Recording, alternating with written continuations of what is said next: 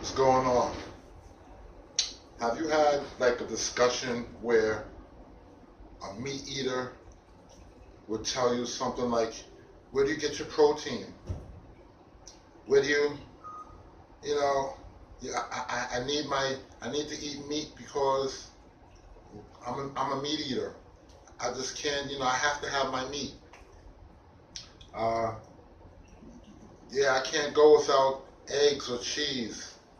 Like somebody just said to me yesterday, where do you get your iodine? And I can't believe it. These meat eaters they're amazing.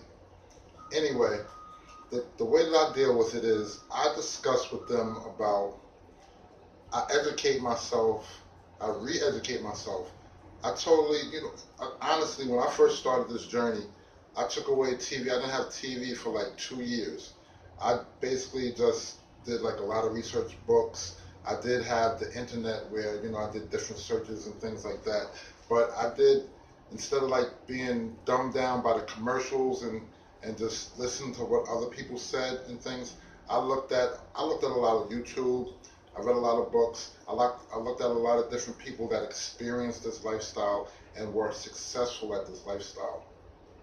Someone was trying to argue with me about, they argue with me all the time about, try to argue with me about how, yesterday someone said, I know my professor went 6 months and vegan and she had to go back because she was deficient in many things. And I said, all right, well, unfortunately, even though it was a professor, you know, she didn't prepare herself, because if you do your research and mentally prepare yourself, get yourself ready, then you'll be more successful. Because if you just jump into something and just go by what they say, then yeah, you're gonna be still have your cravings, your urges, your desires. You have to do things that are fulfilling. Like, when I went fruitarian for the first year, I understood that, not only with a lot of smoothies and just eating a lot of fruit, I really consumed a lot of fruit. And people was concerned about that. They were like, oh, I'm concerned you're gonna have too much sugar and things like that. And, long story short, I was in the best health of my life. The only problem was, being that I live in New York, it really it wasn't easy for me to get ripe fruit all the time. So that was like the big challenge. So that's why I decided to incorporate like water for, start doing some starch-based solution, um, eating regimens. So it's, if I lived in a place where I could get totally beautiful ripe fruit all the time, I would go straight raw fruitarian. And that's it, no need for any carbs or anything. Definitely no meat and dairy.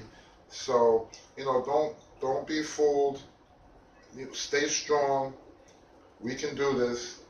Us vegans, there's a lot of people who don't succeed, and that's because they do different things. They slip a lot of different things in their diet, like oils, too many nuts, or just whatever. It's a lot of little ways you can slip. If I do a lot of eat out videos, I understand about the sodium intake and things like that, like how food is prepared.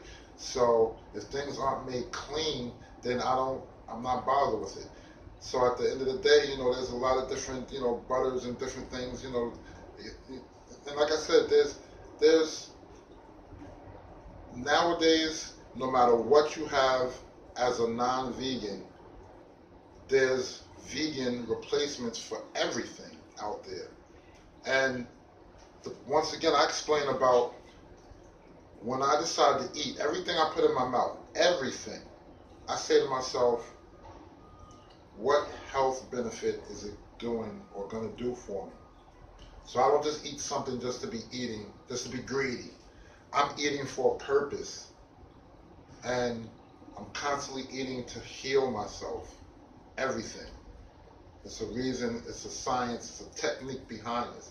And like I said, I've done so much research for so long that, you know, I've taken time to research how to put together and things. And no, it's not easy at first, but if you stay consistent, you know, stay away from the TV that's going to dumb you down, and maybe stay towards the vegan world, where you can constantly hear different opinions from different people successful at this, and it can help to keep you on your journey. You know, and the biggest deal was, one of the biggest things that made it easy for me was to start clearing out some of the old crap out the refrigerator and replace it with healthy choices. This way I had no choice but to eat something healthy. And yeah, you know, like I say, even now, my biggest thing that I worried about was, that I love, my go-to meal was McDonald's. Was like number one in McDonald's, Big Mac, fries, and a Coke or orange drink, you know, apple pie. You know, love my Big Macs and things like that, you know, Whopper Juniors and things. But, you know, Dairy Queens and all that, Wendy's, whatever, all of those places. But every meal, even now, I think about McDonald's every meal. But the thing is, that's it, I think about it. And I really think about it, and when I analyze, it's just like crazy. So at the end of the day, that was my weakness, and now it's like I use that as my strength, because I think about it all the time. There's so many different things to think about that's terrible about it. So don't be fooled about these commercials about how they say they're gonna make things, you know, more healthy, farm raised or whatever, free range, you know, things and things like that. Don't be fooled by that. Like, there's no need for any meat. No meat. Don't be fooled by the meat eaters. No dairy. There's healthy replacements, vegan choices. Keep you nice and strong.